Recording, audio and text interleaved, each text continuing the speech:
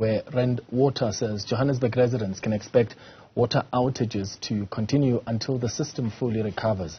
The utility completed 58-hour planned maintenance work on its infrastructure on Friday, but many areas are still without water. Let's bring in now Gugulethu Quma, who is with the institution. Gugulethu, thank you for making time for us. Now, following the completion of the maintenance, are there still areas where water is still not fully restored, and are you aware of which areas these are? Good afternoon, and good afternoon to the viewers.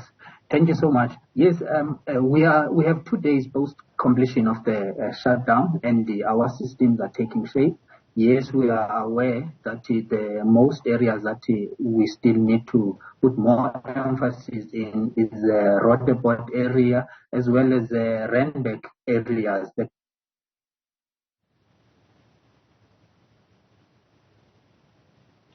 All right, Gugulethu. Greater Randburg and Greater Roodepoort, they still have areas that without water. But I am glad to inform you that overnight we've had a significant improvement.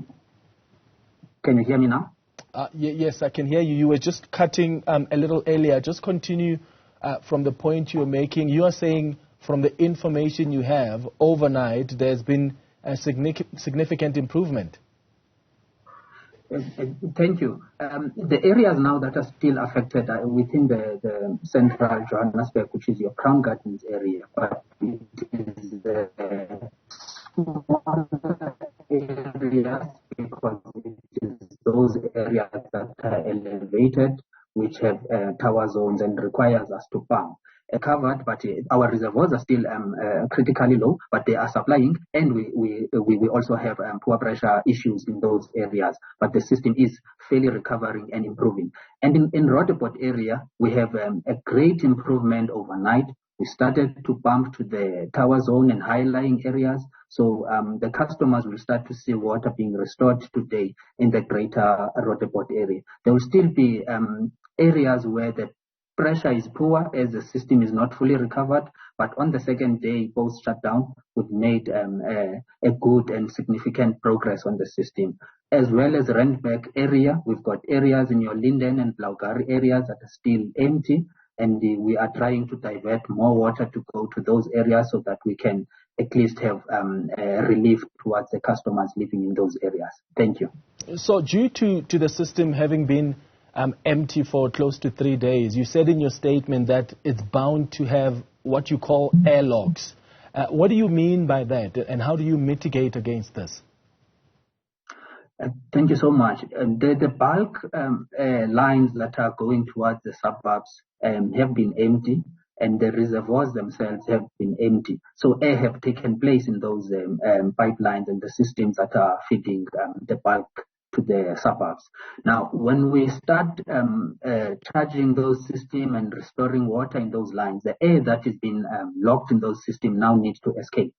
Now, in the bulk lines that are going to the suburbs, we've got air release valves, we've got the water hydrants along the streets and all that. We can be able to flush the system and relieve the airlock situation on the bulk line.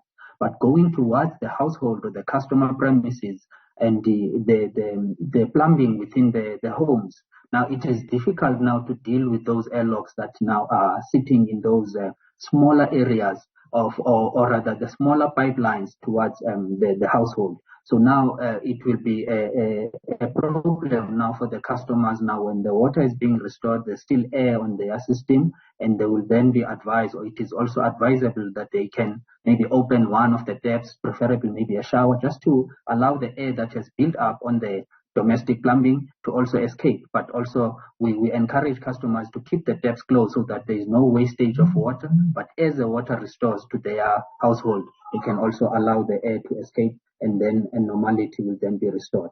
The pressure will be poor at the beginning of restoration in the homes, but it will gradually improve as the reservoirs on Johannesburg water systems are also building up. Thank you.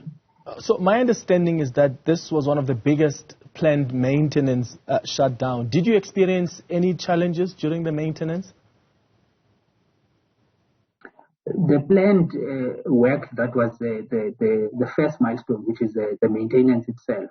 We didn't experience any significant challenges which would have taken us outside the 58 hours planned shutdown to do the maintenance and the tie-ins. So there was no issues that came from that part of the milestone, which was completed as planned on Friday morning, and we started to ramp up the system while we are monitoring and then the restoration. So we are now on the second day, and we are happy to see that there's great improvement, and there's our reservoirs are taking shape, and we are able now to start reconfiguring and diverting water to some of the areas. And also those water tankers that have been deployed to the residents, we are able now to augment those areas that are still affected and put more water tanks so that they can have other strategic areas that they can collect water in, and also the roaming tanks to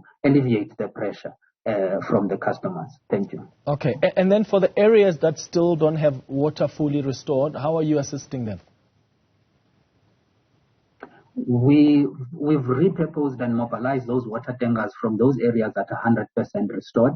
We moved those tank yesterday and towards Randburg and Roodepoort areas, and we started to introduce other strategic points, and the roaming trucks are available to allow those that requires the water closer to their home. So the roaming tank will also be roaming. The stationary tank will be stationary in the strategic location so that the customers can collect water from there. But we are aware that this communication needs to disseminate to the residents, and the councillors are the key stakeholders to give us that relief to communicate further to the residents so that they are aware where to collect water.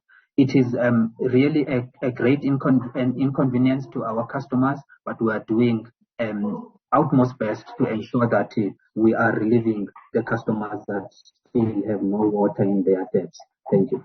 And when are the maintenances of such magnitude scheduled again? We have old infrastructure relatively in areas of Johannesburg. Johannesburg Water will also do maintenance program, but we do them at a smaller scales, at the suburb, at the area that is manageable, and not at the large scale like this one.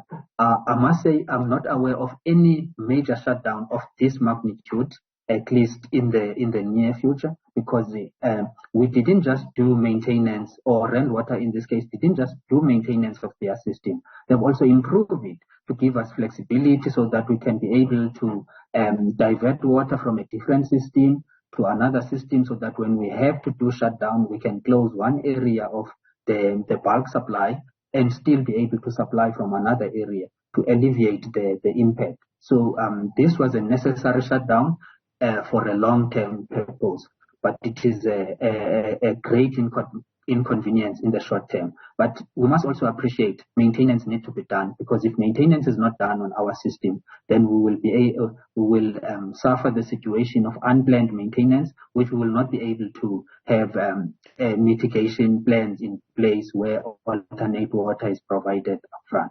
Yeah. Thank you. I saw the Department of Water and Sanitation saying that the water levels, listed in dams and water management areas were looking quite stable.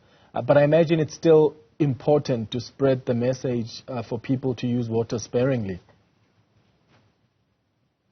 We always communicate that to our customers.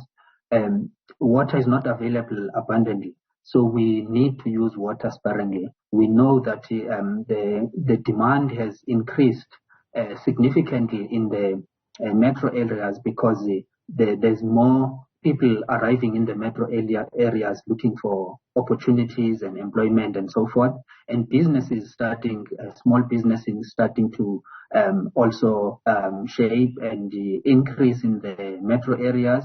We also understand that those businesses require water, and water needs to be available to drive and be the force multiplier to allow those economic opportunities. So we need to utilize water sparingly and use what we need.